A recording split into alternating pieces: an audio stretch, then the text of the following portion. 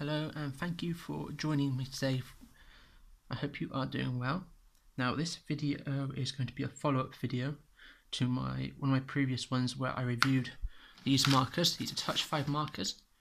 This video is going to be an update on them, on how to improve them and how to get the most out of them, as these are budget markers. So like student grades, they're not as nice as the copic markers, which I have here as well. So, first thing first you need to do to really get the best out of these markers is to do a colour chart. Now I have mine here. This is it. Now it's very important that you do a colour chart so you know what all of your colours look like, and as well you can arrange them accordingly as well. So you can have greens together, you can have blues together, greens, blues, you can have oranges and earth, you can have skin tones. You get an idea of what they look like and what you're working with. Right. Next thing that you need to do is find out what colours blend together. Now this for me was a real negative in my review video, as in that there's not a system to these markers like the copics. Like with copics you can get sets of markers like a colour blending family. So you like V15, V17 and so on. You know what blends together quite easily with copics. You don't get that with the Touchfive markers. There's no number system in them telling you how to blend them. Where is it? It's here, here we go. Now, what I have done for you is I have composed a blending family colour chart. So these are colours that blend together.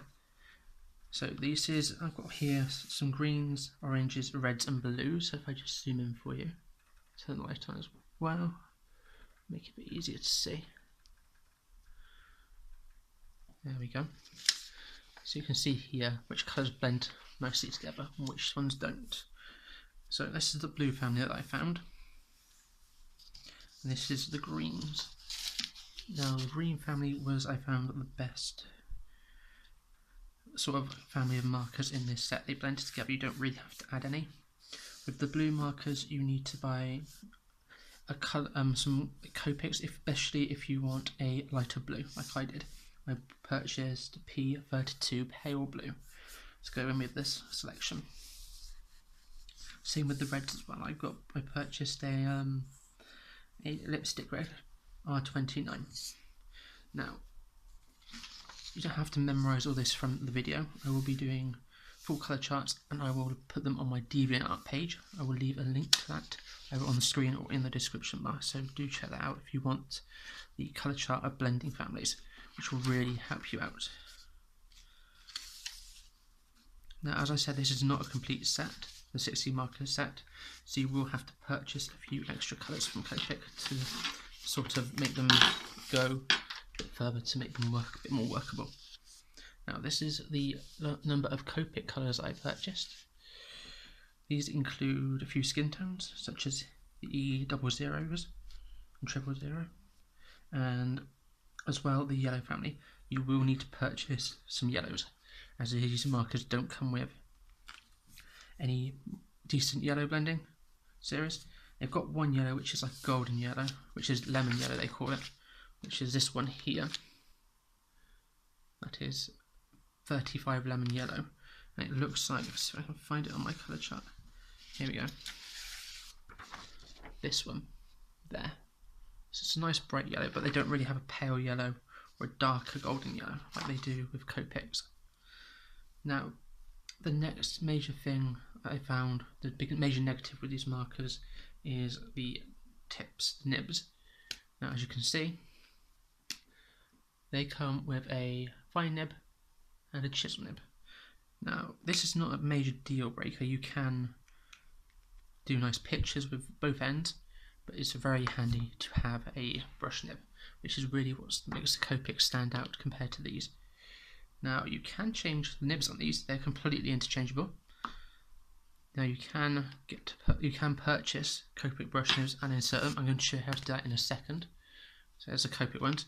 Another one you can use is chameleon markers, marker nibs, and they're quite good as well to use. If we can find one that has them. No, wrong one. I think this is yeah, here we go. So this is one with the chameleon marker nib in it. And they just insert right in. The chameleon marker nibs are very easy to insert in. Now I've experimented with two different brush nibs, the Copic brush nib and the chameleon brush nib. Chameleon is a different brand and they have a different brush nib. It's like a paintbrush brush nib. It's very small as well. So if I just get that out and try and show you how small that is. There we go. It's quite a small brush nib as opposed to the Copic one.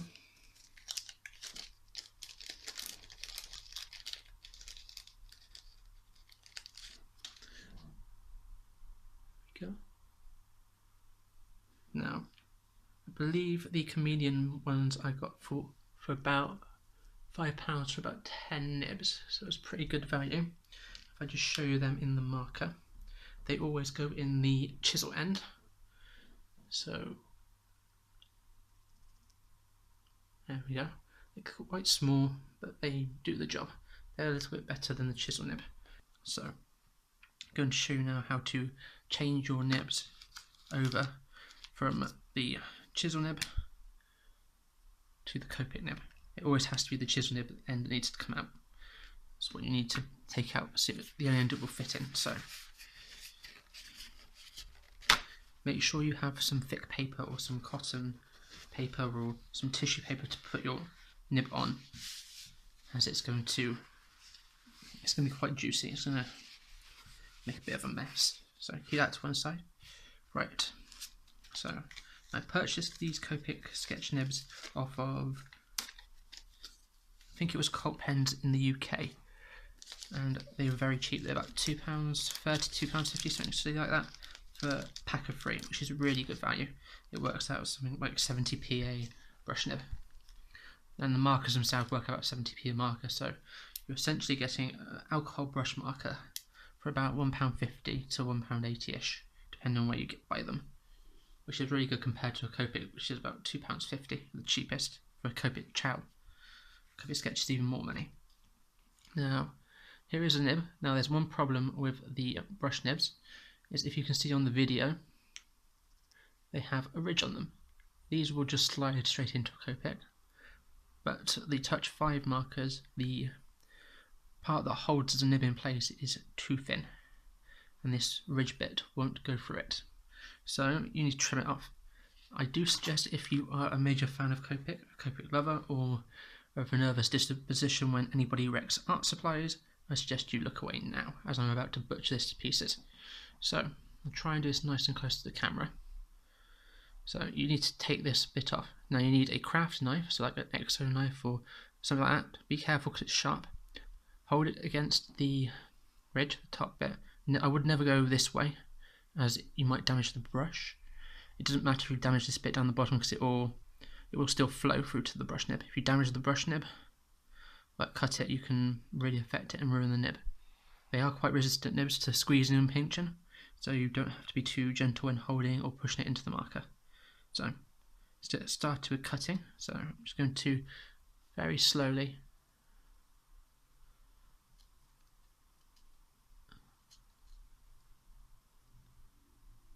slice little bits off.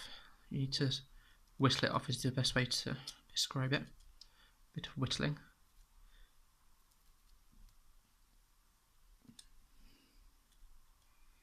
Just take your time with it, because you don't want any cuts.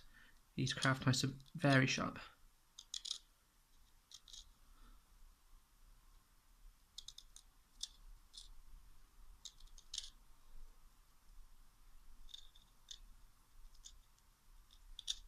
The first one I did, I really messed up. I didn't know how much to trim it or how to trim it neatly. So this is much neater compared to the first brush nib that I trimmed. It really was like a sort of murder scene for art supplies. Now I would recommend you keep trimming, because they are quite narrow the canals which you have to push this into. So I do recommend you trim even more the actual bit, just so that it definitely fits in there. It always fit in quite snugly because this sort of width will fit into the channel, the canal. So keep trimming until you get nice and narrow.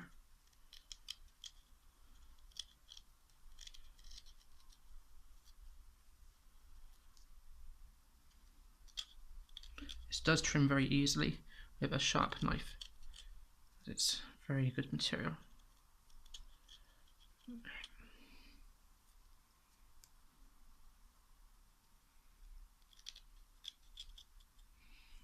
Make sure you get near the top as well, because it's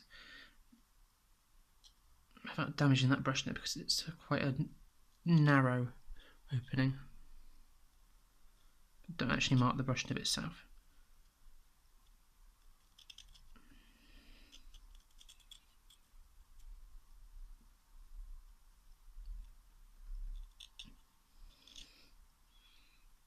Alright, I think I'm nearly thin enough.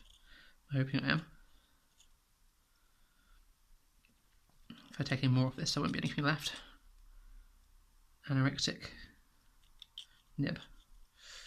There we go.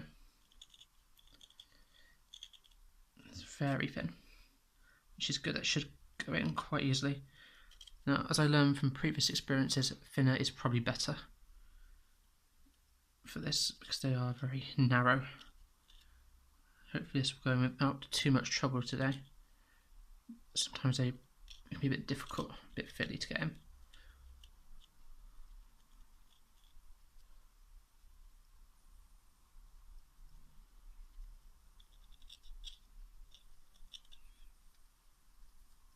Right, there we go. That's all. Oh, there's a bit thick at the top there. Right then. I think that should be nicely trimmed. So just pop that to one side. Okay. So now you're going to need the actual marker. The marker I am replacing the nib of today is Pastel Blue 67. So to uncap your marker, the chisel side. Now I do recommend a pair of tweezers, either the proper copic ones to remove the nibs, or just a standard pair of tweezers which I have here. Use that angled one, so nice and easy to grab. So nice firm grip on the nib and just pull. I would not recommend doing this with your fingers, as there's lots, they're very juicy, so lots of alcohol comes out. It makes a lot of mess and hard to clean up. So just pop that on your tissue. As you can see, there's lots of alcohol coming off of that. Bring that in. See how much alcohol. Okay, so keep your pen upwards, take the nib, insert it into the end and push it down until it goes all the way through the teeth. As you can see, there are some teeth in here. Let's see if I can get that on camera. There we go, yeah, some teeth. You need the marker to squeeze into those teeth. So let's get that in. Oh yes, this one is a really good nice one. You do need to push a little bit further into the ridge so that it fits into the cap, because these caps are very short. You really need to keep going down a little bit further than what you would normally. So like that. It does restrict the copic marker a little bit, but then it stops it bending. So that one will fit into the cap without bending or damaging. You have sort of cut the bottom of the marker a little bit, and the actual nib I've used, but it should still work nicely as a brush nib compared to the other one. So that should start to turn blue soon. You can see a couple specks on it turning blue already. I'll just leave that there and I'll show you it when it's really does start to turn blue.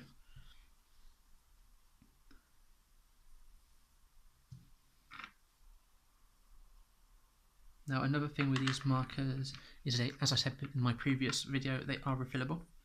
You can get the refill inks from Jackson's Art. I know they do them rather cheaply. It's about £3 for 21 millilitres, which is a very good value for money. and they do match up to the Shinhan Touchfive ones. That's the ink you get. So here we go. The ink is starting to fill in now, and it's going to start until the marker is completely full and covered.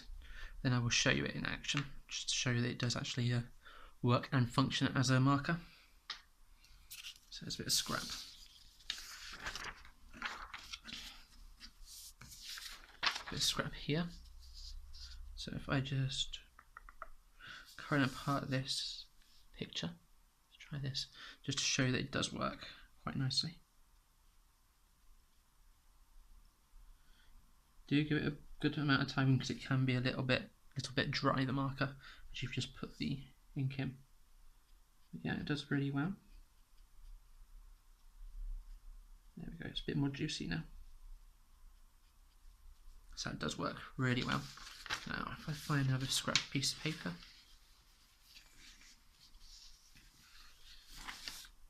this one will do. You can see, you can really get those feathery flicks in that you get from normal copics. You get the fine lines very, very nicely as well.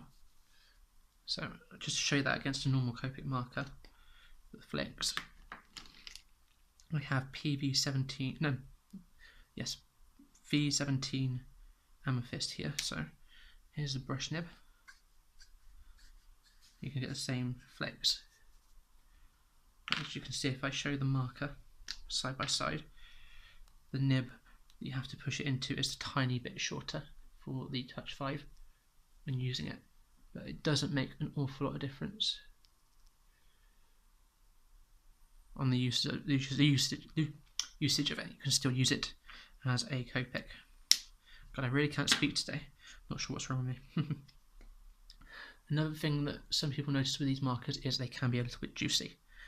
And as I said that when working with it, the easy way to stop it being too juicy is before you're going to use your markers, if you know you're going to paint or colour a face with your skin tones, take the end that you would normally use. If you use the bullet nib, stand it up like this in a pot or something vertically with the nib you're going to use facing upwards, and this will cause the ink to flow to the other end, making the marker less juicy this end.